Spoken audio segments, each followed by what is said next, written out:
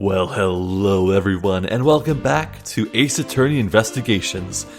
Previously, we wrapped up the intro tutorial case and learned about the Yatagarasu. Wait, is that it? Yatagarasu? It was some Japanese word. And it's about this master thief who is targeting corrupt individuals. And they probably struck Miles's office and stole some records from an old case from 10 years ago. Very interesting stuff. And now we're flashing back to 2 days ago as Miles was returning from Europe back to the States, or, well, Japanifornia, I guess. And he seems to be accused of murder because Miles happened to be at the scene when he discovered a body. And then this lady, Teniro, found him standing above the body holding a bloody item. But she thinks that that was the murder weapon when we know it was just some bloody wallet, so we need to prove Miles' innocence. I swear to tell the whole truth as a professional flight attendant. Hold it! Tell me, what exactly puts the pro and professional flight attendant for you? Well, it means we are very professional about how we take care of our passengers. Services like fetching papers and responding to calls are done with speed and accuracy. I can assure you that I give testimonies with the same level of professionalism. But I'm sure you have already realized that by now, right? It's a bit hard to appreciate your professionalism when I'm the one under suspicion. And there you have it. My professional testimony is accurate and reliable. Unfortunately for you, Mr. Edgeworth, I am certain you are the killer. Hold it! You certainly seem sure of yourself.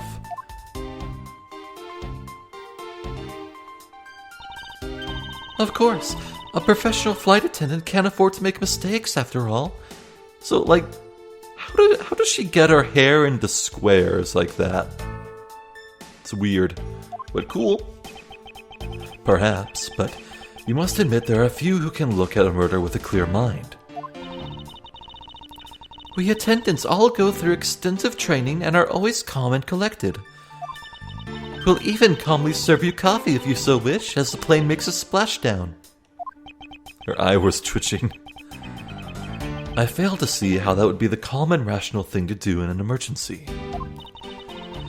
Even until the bitter end, we are there to serve the passengers.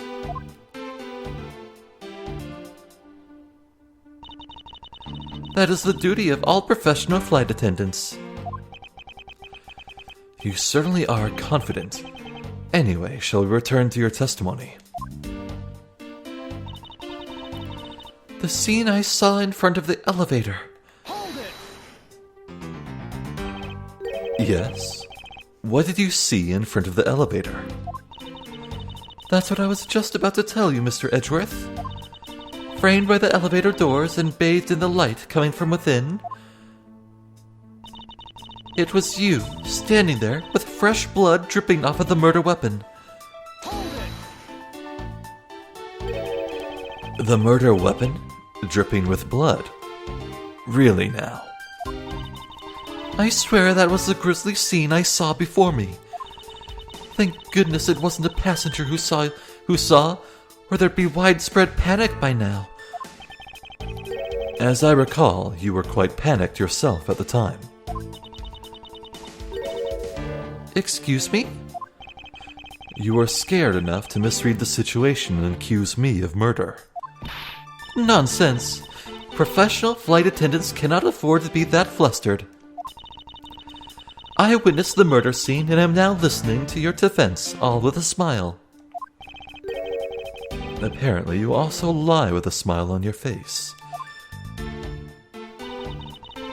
So, if you would please cooperate, we'll turn you over just as soon as we land. Hold it! I am not the culprit, and yet you would keep these restraints on me. Mr. Edgeworth, please try to understand what kind of situation you're in right now. And what exactly is my situation? I have the backing of the captain to keep you bound in this way. We are within our legal right to restrain anyone who might threaten our captain mid-flight. In essence, you're in the same situation as someone who has been arrested by the police. So I'm to stay restrained until I can clear up all of the doubts. At least I'm close. Her mistake shines like the silver lining on a dark rain cloud. And I'm going to capture some of that light with evidence. Yeah. Fresh blood dripping off of the murder weapon. It's just a travel wallet. Miss Tenero. What is with the yelling all of a sudden? Force of habit. Well, it doesn't matter. Miss Tenero, you say you saw the murder weapon dripping with blood. Is that correct?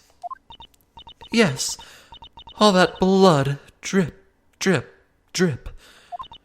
Just recalling that scene sends a chill down my spine. Sorry, but your so-called professional flight attendant training has failed you. What? I'd like to direct your attention to this. Do you know what this is? It's a travel wallet, right? But it looks a little big and bulky.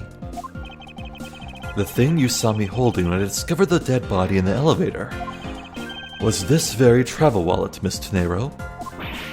What? Impossible! Now then, do you still think I am the killer? That I killed him with a travel wallet? No, but I saw blood dripping from the wallet. I know I did. As you can see, this wallet is clearly stained. But if you would be so kind to take a whiff, I think you'd agree it's only grape juice. Sure, grape juice. Then... That's right. You mistook grape juice for blood. The murder weapon dripping with blood does not, in fact, exist. No! There. That should clear up that pesky accusation. Wait just a sec. That is... I mean, even a wallet could be deadly if it was wrapped around something heavy. I demand that you show me what's inside, please. She's trembling, and the tacked on please at the end. Sounds like I've got her. There's no need to look inside. Even you can tell from its appearance that it's light. No, I can't be sure of anything until I see the contents of the wallet for myself. She's a persistent one. I suppose we have no choice but to see what's inside. Miss Tenero, if you would be so kind as to open the wallet and check its contents for me. All right. I usually don't pry into passengers' belongings, but we have no choice here. Oh. Grape juice stains the outer cover. True, it was I who dropped it in the juice. However, I didn't do it out of ill intentions. Let's rotate.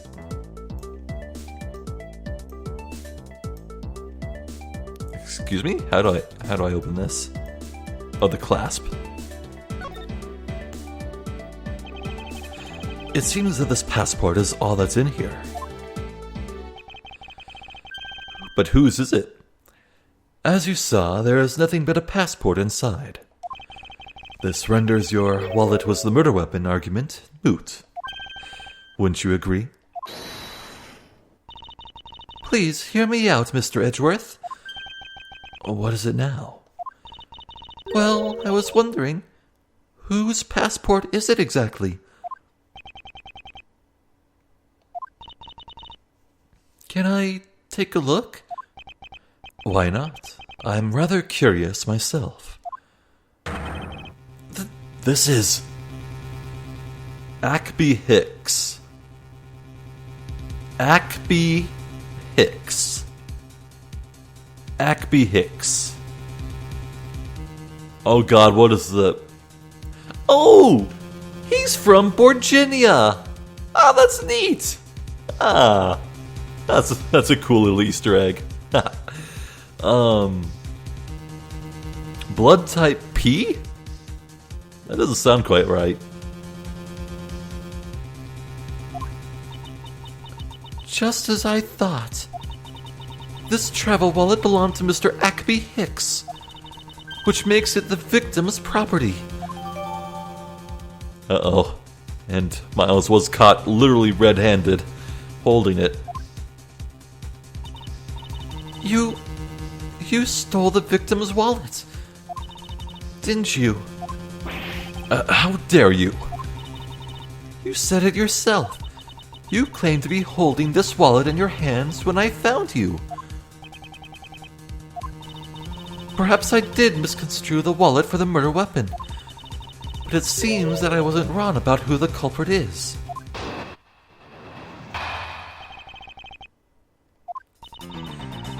As you claimed, the murder weapon is not the travel wallet. However, it is something you stole from Mr. Hicks after you were done with a vile deed. I find it hard to believe myself, but your motive was very simple. You were out to steal Mr. Hicks's money, weren't you? So even though I didn't have the murder weapon on me, you still suspect me, I see.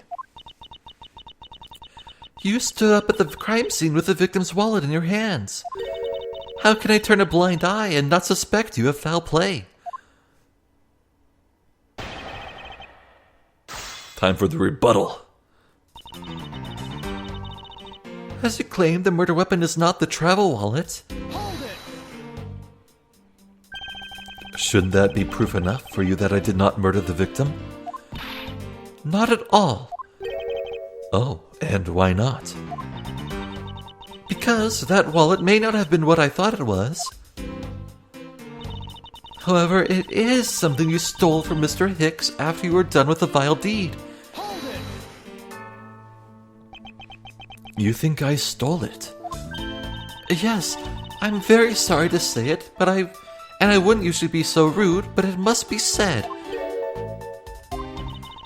I never thought I'd see the day, but here I am calling the passenger a thief.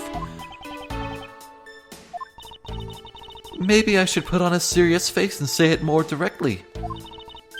I believe you removed the wallet from the victim's personage. It really doesn't matter how you phrase it. What I'd like to know is why you think I stole Mr. Hicks' wallet. I find it hard to believe myself, but your motive was very simple. God, what the... Okay, what the hell? Okay, a few days have passed since I last recorded this series. Back then I had a weird issue with crackling in my right headphone. And then ever since then, nothing. No problems whatsoever. But here, I'm starting to hear it again. It's kicking in like 13 minutes into the video. So what gives? Oh, it's so annoying. There's something about this game that's making my headphones act weird, but thankfully it doesn't show up on your end, so I guess it's fine. Anyway. I find it hard to believe myself, but your motive was very simple. Hold it! I don't think I have any sort of motive to speak of. I've never met Mr. Hicks before, and our only connection is this one flight. But that is more than enough for a reason. How do you figure? He was sitting in first class, and I think the implication is quite clear. You were out to steal Mr. Hicks' money, weren't you? Hold it! You think I was after his money? Where did that cockamamie idea come from? He would say cockamamie. True, you are also a passenger in first class, but I thought something was off about you and those deeply etched lines on your forehead. They're not lines. They're perfectly normal and a part of my natural face. I don't think I've ever met someone with such terrible countenance on a flight before. And that's when it hit me. You have the face of someone with money trouble. She really is making a fool of herself, pursuing this line of logic. I should spare her and present the piece of evidence that contradicts her testimony. Okay, so what the hell do we have? Pretty much the crime scene notes, really? Yeah, he's surrounded by his own money.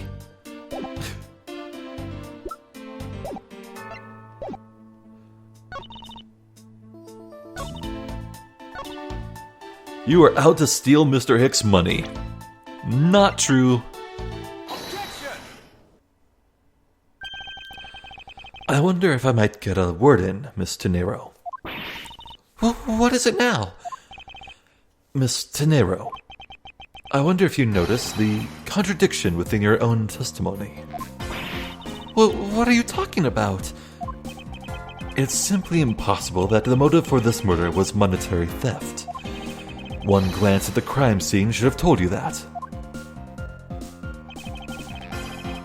What about this scene would prove that the motive for the murder was not the money? The money? Take that! If I may direct your attention to the things strewn all over the floor. Ah! That's right. The floor is covered in bills and coinage. By your rationale, those were the very things the killer was after. Ah! I think we can assume that the wallet fell during the victim's struggle with his killer. And I would think that the killer would have noticed something like money scattering everywhere.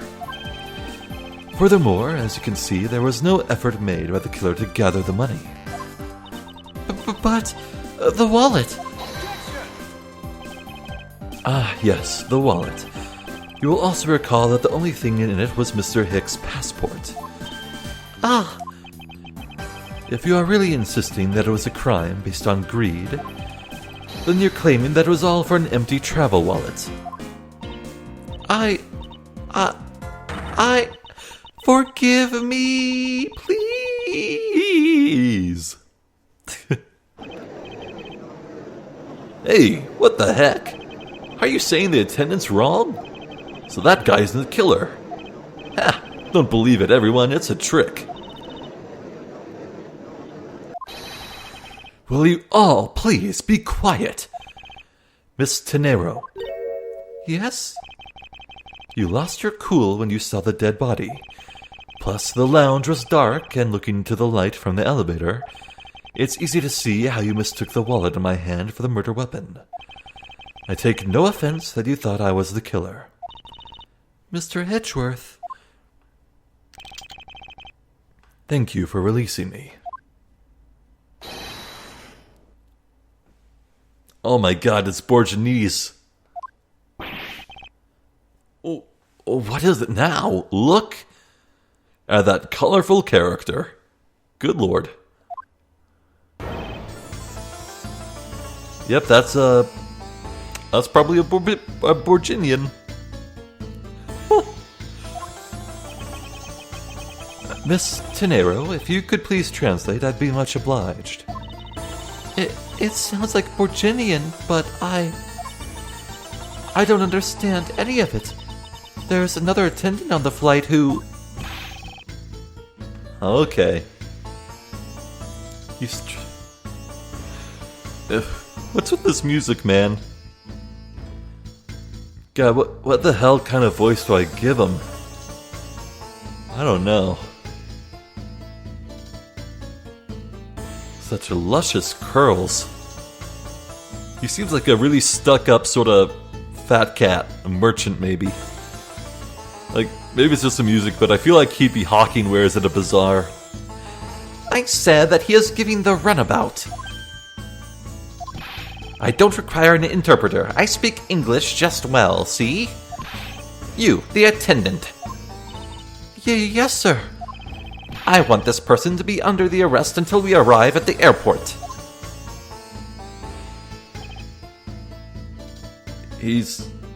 Oh my god, he gave his chair to a vase.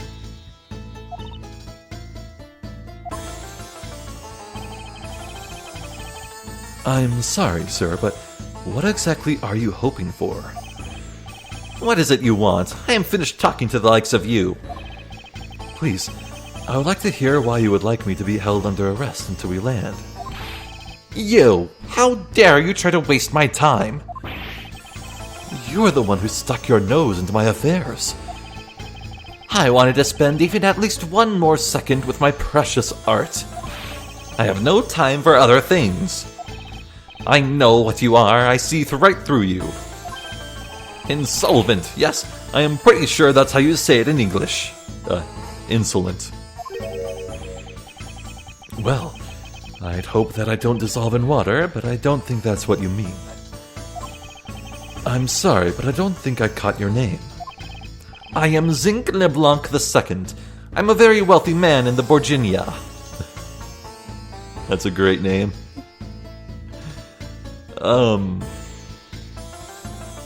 Okay. But I am not an ordinary rich man. I am an art dealer, a rich seller of beauty. Mr. LeBlanc, what did you mean just now? Pardon? When you said that Mr. Edgeworth was giving me the runabout? I have to explain? Unbelievable. I will say it once and only once. I do not have even a second to waste. Time is money, as they say. Yes, and yet you continue to blather on. I saw it. Yes, I did. I saw the victim go onto the elevator. Going down to the lounge. It was at exactly 6 o'clock.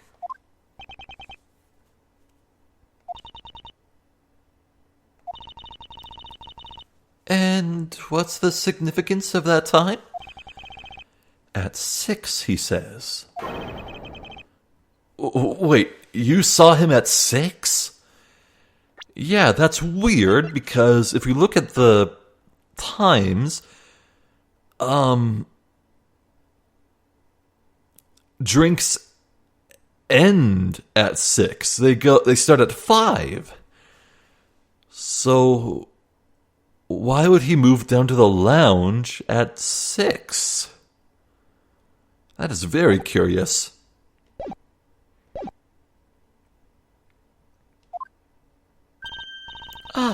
What's the matter, Mr. Edgeworth? He understands, I see.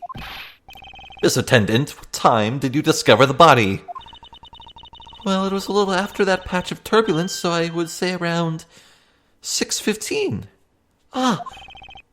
Hicks was his name, was it? Then I say that man Hicks was killed in the 15-minute time span. And the only person in the lounge at the time was this prosecutor. Yes?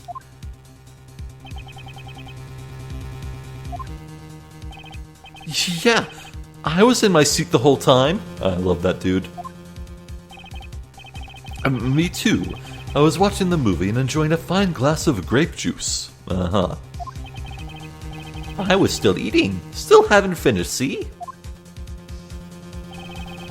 The other passengers may have an alibi.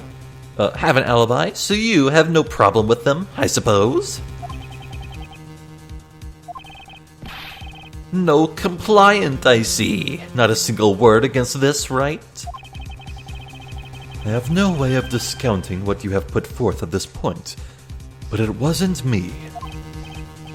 Oh, so you say. But do you have, what do you say, the evidence? Mr. Edgeworth, are you really the culprit after all? Mr. LeBlanc, I suppose you are quite certain in what you saw enough to give testimony. Of course. I was looking at that man the whole time. He was playing with an annoying little, small machine the whole time. Oh, so that seat up north, just above Edgeworth's head, that was Hicks. So why did he spill his stuff? Oh, there must be the turbulence, right? Machine. Yes, that's what you people call it in English, yes? It was making me crazy with the click, click, click. that description, it sounds like some sort of small computer. I believe what Mr. LeBlanc is talking about is a cell phone. I have to say that I did see him playing with it quite a bit myself. Wait. Oh, what the hell? Okay, oh my god. The click is not from my headphones. It is inside my ear. What the frick?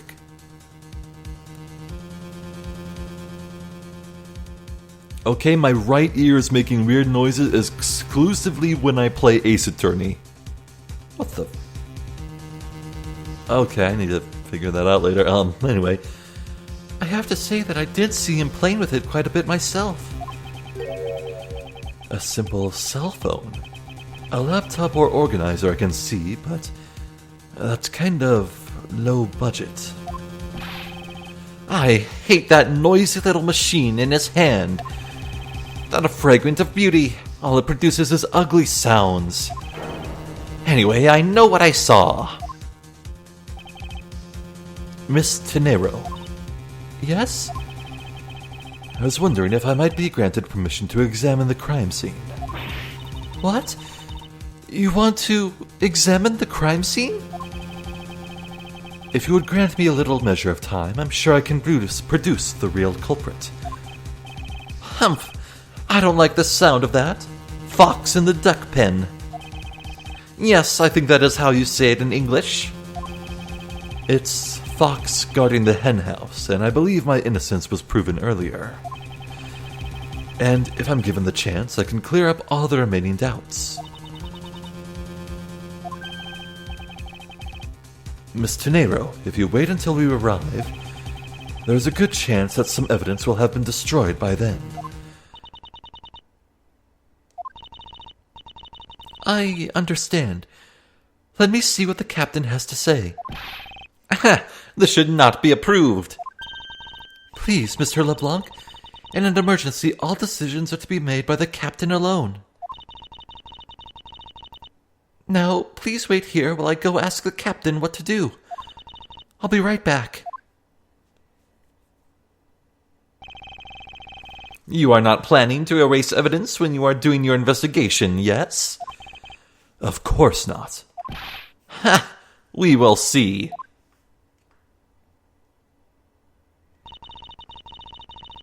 Mr. Edgeworth, you have the captain's permission to investigate the crime scene.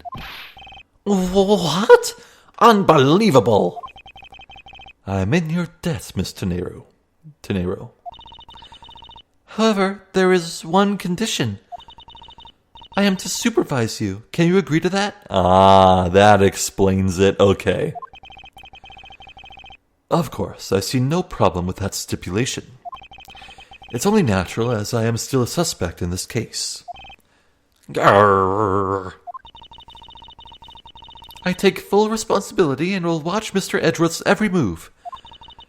I hope this is reassurance enough that there will be no foul play. Now then, Mr. Edgeworth, shall we proceed? If you should need my help with anything, please feel free to touch the partner button. It's time to head to the scene of the crime, the first floor lounge.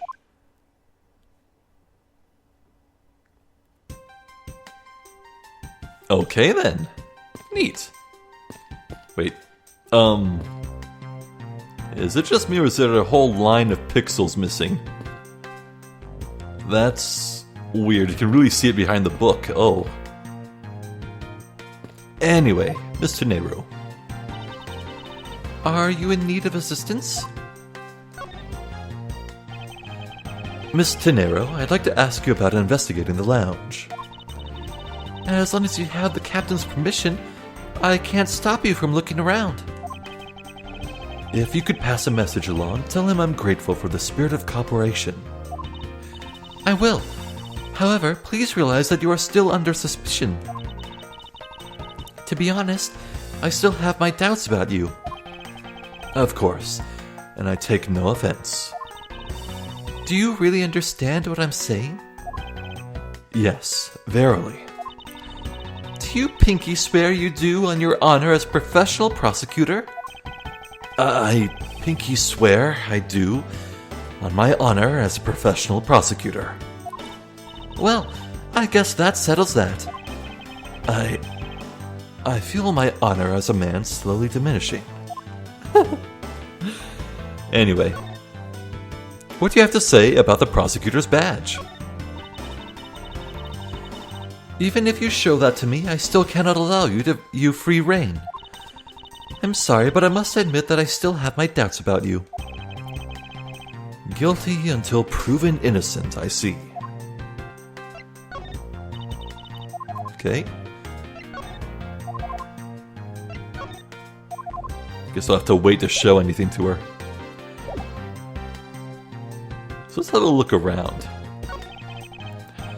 Ah, that's right. I was in the middle of recreating a chess game. Just an observation, but aren't there too many red knights around that lone blue pawn? Nonsense. It simply shows that the blue pawn is no match for the red knight's might. I wonder if this is a metaphor for anything.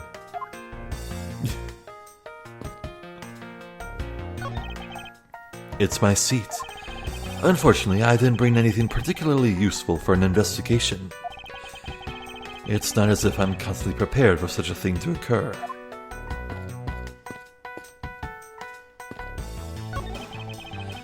This was Mr. Hicks' seat. I don't see the machine Mr. LeBlanc was talking about. Perhaps it's in the elevator. Maybe. We should probably head down to the crime scene now.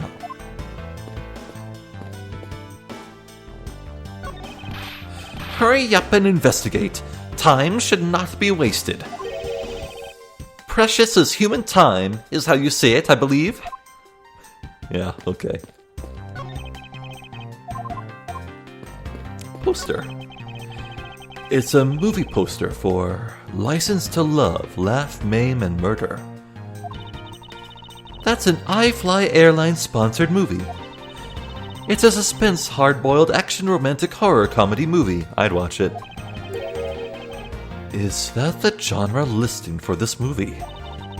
Yes, it's a movie that can be enjoyed by anyone because it encompasses all those genres. I can't even begin to imagine what the plot of this movie would be like. But you have to admit it has piqued your curiosity, right? I heard the main strategy with this genre listing was to make people curious. Well then, consider the mission a successful one.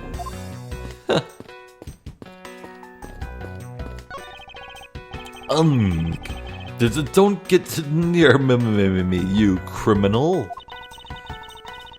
He said, "Don't get near me, you criminal." I am not the killer, and I intend to prove that starting now.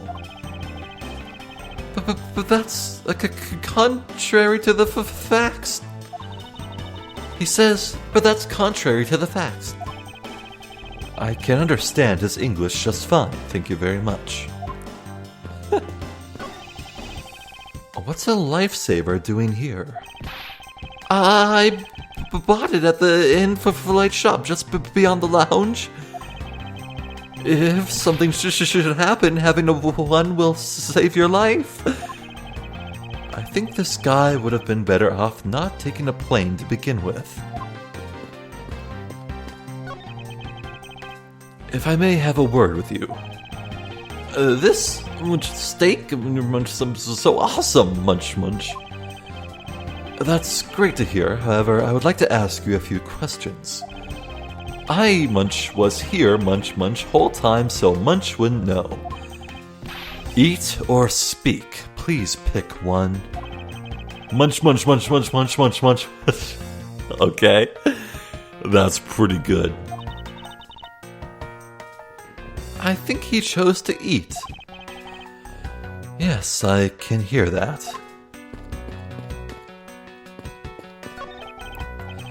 Hey, miss, how about another glass? Excuse me, but I was wondering if you would know anything about the murder. How about it? How about a glass together? Sorry, but I must decline. I wasn't talking to you. I was asking the cute attendant. I'm sorry, but I'm on the clock right now. But if you need a refill, I'd be happy to bring you another glass at any time. You got it, Toots. That's no way to talk to a lady, and how? So I can head up to the front. Oh. Okay, so there are stairs. Jeez, ritzy place.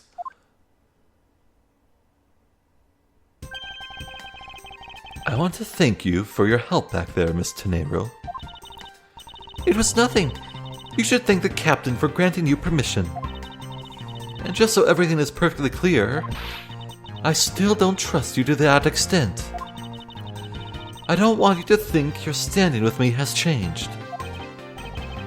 I see. I will bear that in mind.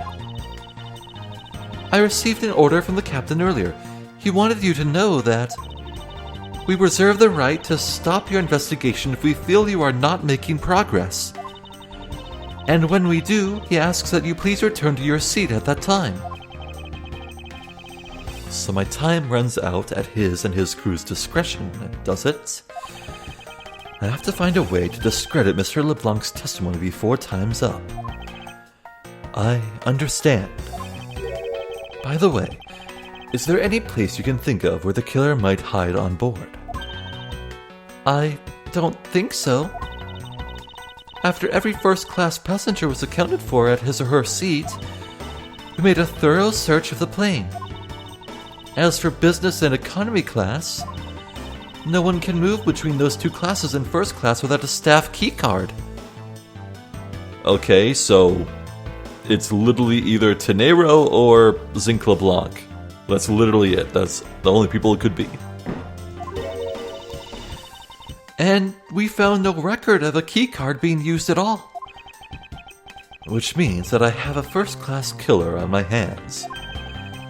At least I know that much for sure. And one other thing. No one else has been allowed near this crime scene since the murder was discovered either. Begin investigation.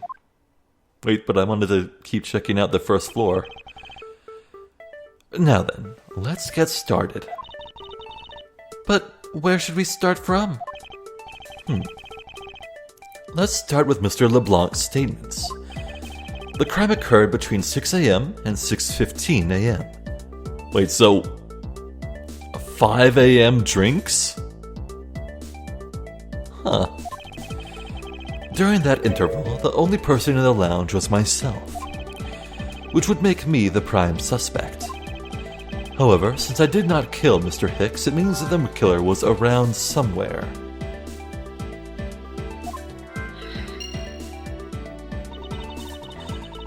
If we are to believe what you say is true, then yes. The first order of business will be to gather information to win your trust. Okay. Oh. The in-flight shop is just beyond these shutters. But we don't have permission to open them, so I'm afraid I must leave them closed. For now.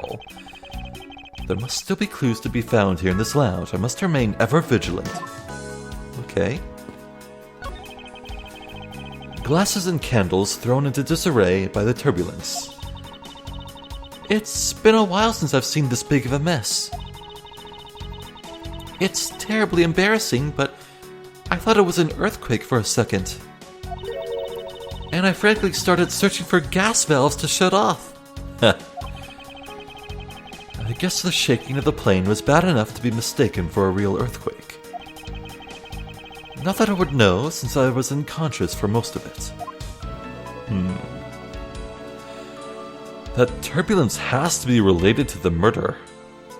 But how? What floors does this elevator service?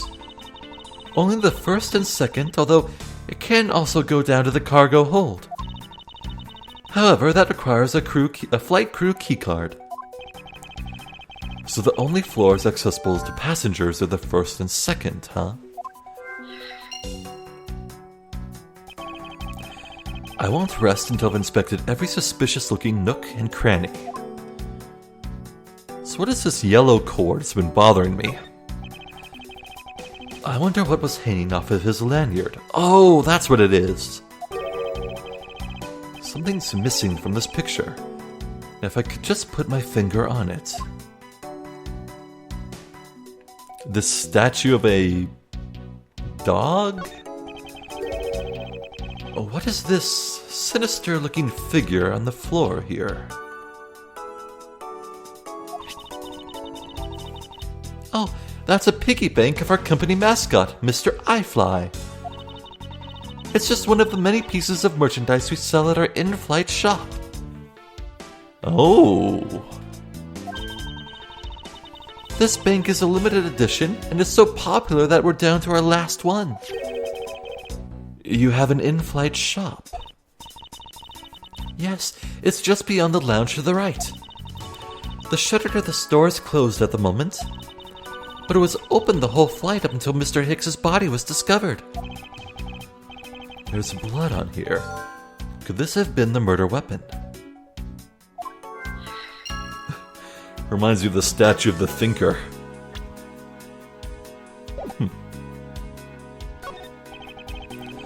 Money is strewn all over the floor of the elevator. I would guess it was all in Mr. Hicks's wallet at some point. Yeah, but when we found it, it was clasped shut, so how could it spill out?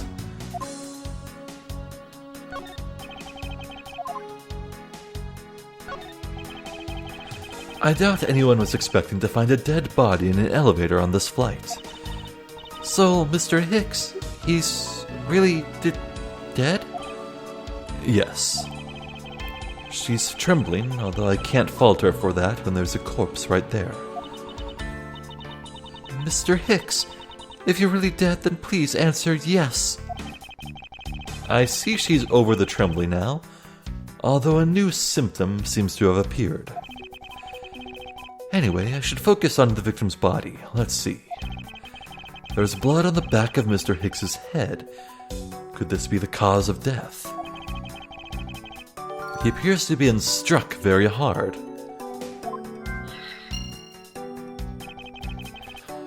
Even his glasses are broken. Oh.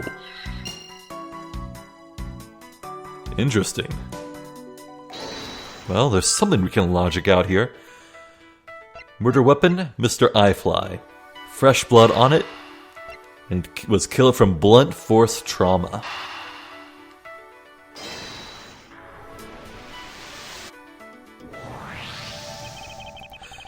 A statue with blood on it lying next to the body of a man who was beaten to death. Oh, Mr. Edgeworth, I think I figured something out. Yes? What is it? The way the blood is on it, it looks like it matches up with the wound on his head. Well, aren't we deserving of the Master of the Obvious title? Well, what do you think, Mr. Edgeworth?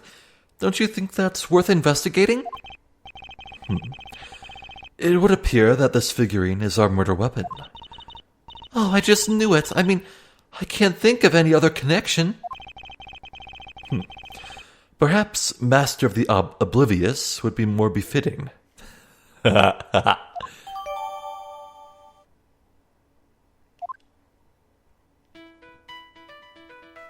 So where was the killer?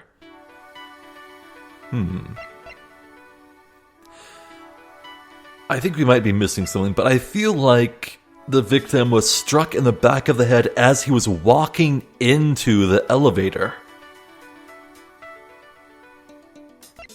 Curious.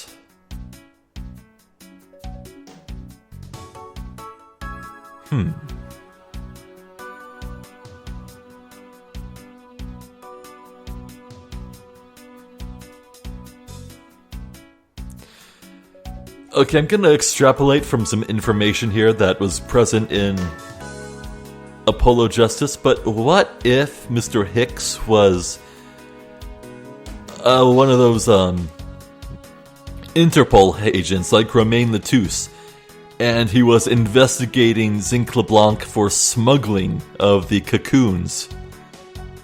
That that'll only make sense if you watched my Apollo Justice Let's Play, but that's what I'm thinking might have happened, so... I think I might end up being disappointed by that, because, like, it's pretty much the same plot point. A pity that a bronze statue knows not when good drink has been spilt at its feet. This is a statue of our founder, Mr. Hugo Eyefly, who was a big fan of grape juice. I'm sure he would be thrilled if he knew so much grape juice was here at his feet. Is that a hint of hero worshipping I detect? Now here's where Edgeworth woke up, so... Huh. Boy, if Edgeworth was conked on the back of his head too, he should count himself as being lucky. Or maybe he just legit just passed out because of the earthquake resemblance. What or who is this? Yeah. Oh. The one on the left is of when he was in his 40s, and the other is of him in his 80s. But they're identical. Okay, except the one on the right is 1 pixel lower, so he shrank a bit. Did the man actually age in the span of 4 decades? Maybe I need to squint more.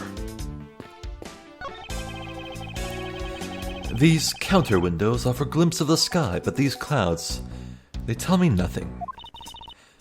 Mr. Edgeworth, you look like you're talking to the clouds. Is that so?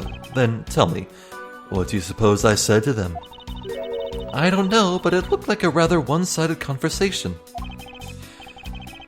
The clouds, they tell me nothing. A piano. This grand piano is the pride of this plane. It can play the music of whatever CD we insert into its CD drive. That's not a piano. It's more like an overgrown music box. Ah, but its keys depressed along with the music, as though there really is someone playing it. That's actually really cool. Some people have entirely too much money to waste on overly complex toys. These bottles and glasses must have been broken by turbulence. There is quite a bit of broken glass here. Please be careful when passing through the area. Thank you very much for the warning, Mr. Edgeworth. However, no matter how kind you are towards me, know that it does not clear up any suspicion I have about you. I wasn't warning you for the sake of clearing my name. This door leads to the flight attendant's room. Oh, but please understand that it's off limits to unauthorized personnel. The room is giving off the scent of woman's perfume. One would think that perfume would smell great, however, to me it simply smells. Is that bait? Not that I have any interest in what lies behind this door. I think that's bait. Perhaps we should return to the investigation, Mr. Edgeworth. Mr. Edgeworth? Sorry, I spaced out for a second there. Bait for the Phoenix and Edgeworth shippers. I can't leave. Okay, I was wondering if there might be something on the far right of the top floor, but... interesting. There are a few copies of Sky Magazine in the magazine rack. This month's special is an English trivia quiz. That's not a bad idea. I've heard that the youth of today don't know a particular particle from a participle. What? Now, please don't go around confusing people with made-up words, Mr. Edgeworth. Who's ever heard of such a silly word as participle? Case in point, I haven't heard of participle before.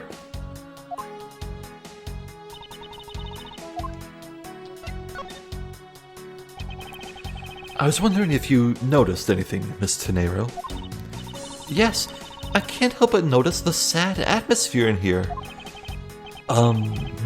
Yes, it is a rather tragic crime. I'll say, robbing the poor man after bludgeoning him to death. Talk about rubbing in the salt. But he wasn't robbed. I can't forgive someone who would do this to a passenger of mine. I swear as a professional flight attendant that I will capture the culprit with my own hands. And I promise as a prosecutor to solve this case with logic and deduction. I should go over all the leads I've collected so far one more time.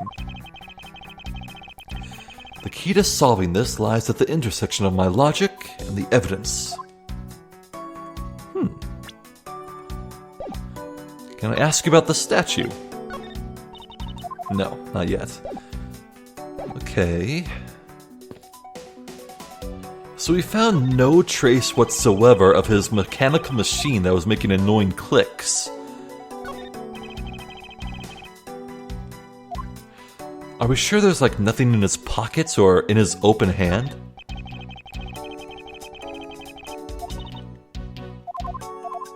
Okay, nothing new there.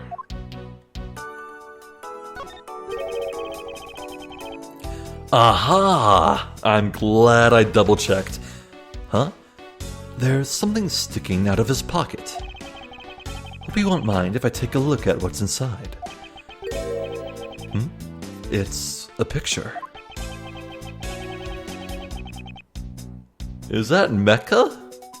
No, I was just very struck by the very squareness of it. No, that's clearly some totem statue in a museum. Oh, what's that red thing clipped to his chest? It looks like it was taken inside a building somewhere.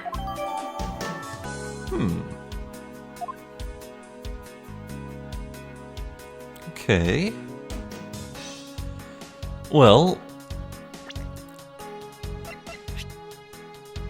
a souvenir picture perhaps. Yeah, he's missing his red... Oh, is that a cell phone? It looks like a cell phone. He kept it on his lanyard. That's weird, but... Okay. So we can look at his missing clip and deduce. Is this spot somehow connected to any of the evidence I hold? Yes, I believe it is. Mr. Hicks's machine is nowhere to be found. His machine? Ahem, his cell phone, Miss Tenero. Ah, so I guess because it's not here... Yes, I think we can safely deduce that the killer took it.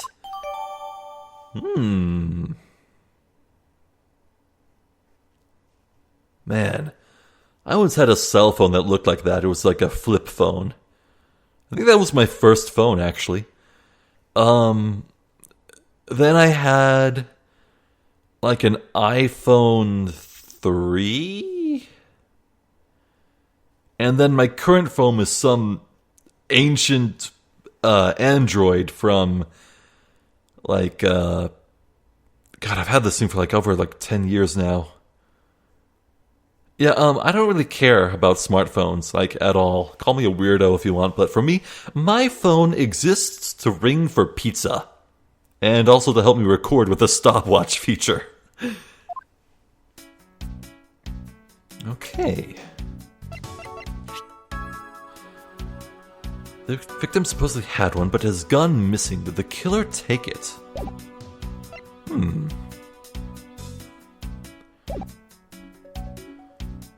So what else can we do? Maybe with logic.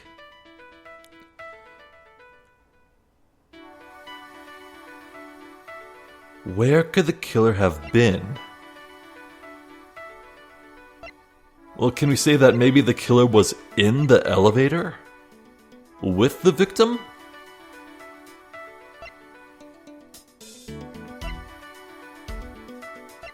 I guess we can give that a shot.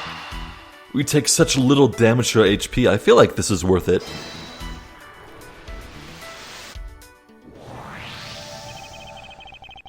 True, there wasn't anyone else in the lounge other than myself right before the turbulence. But if the killer was in the elevator along with the victim, then that's a different story. If only I could prove that the killer rode the elevator with Hicks. Ah.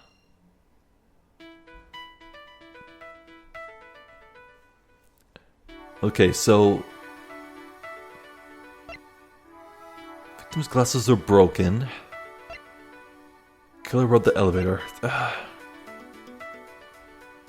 There's no way to connect that. I need something else.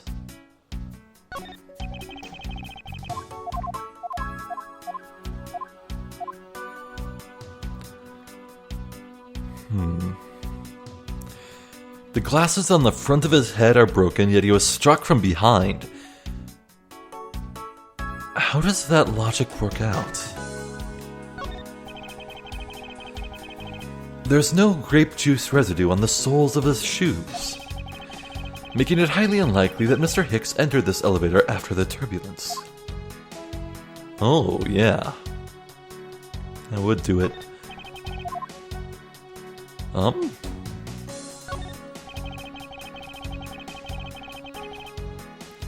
The machine that should be hanging off of here must still be somewhere on this plane. Yeah, but where?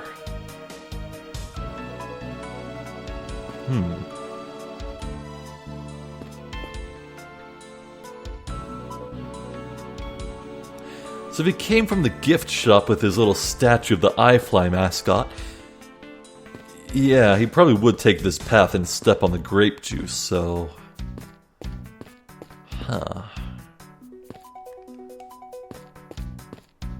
I'm trying to look, is there like anything else?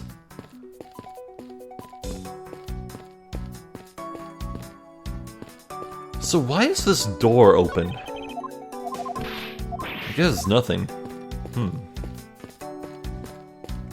Okay, is there anything about the crime scene that, like, contradicts the evidence?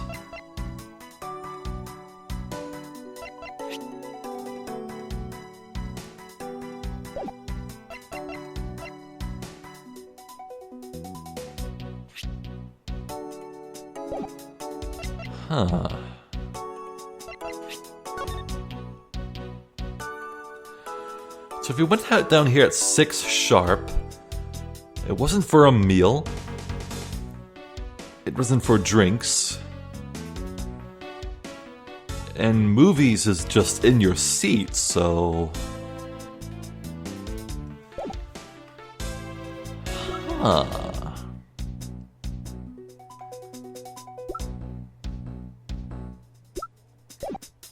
Can I ask for permission to go in here? No. I'm still missing something, huh? Toppled over chair, yet another victim of the turbulence. Ah, no, look at all that grape juice staining the back. It may not look it, but this chair was extremely valuable. It was. Yes, it was used when the Rocker Pals came to tour this plane. The Rocker Pals leader sat in this very chair. I'm sorry, but what are these Rocker Pals? I can't believe you've never heard of them. They're all the rage. The Rocker Pals are an extremely popular international band. They added the Pals part as it became more popular, especially among teens. Ah, that explains it. I'm not really one for the music of today. Maybe I should ask Detective Gumshoe about them later. On second thought, I can already see how confusing the conversation would get. You've never heard of the Rocker Pals, pal? Yeah. Well...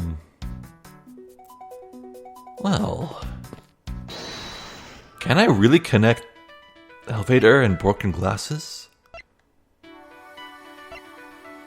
That seems like such a stretch, but... Well... Maybe I'll sleep on it. Maybe there's something else we can do. Anything else with you? I can present stuff, maybe.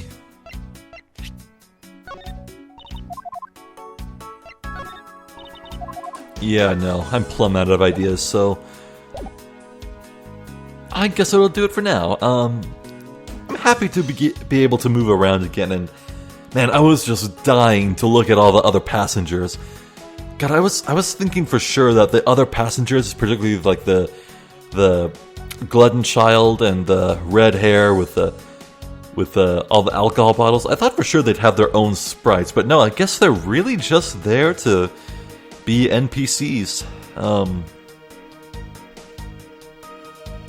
God, I hope it's not as obvious as Zinc LeBlanc being the murderer, because, God, that would be just incredibly obvious. I really hope the game throws a screwball at me and makes me think it's Tenero, but yeah, I don't know.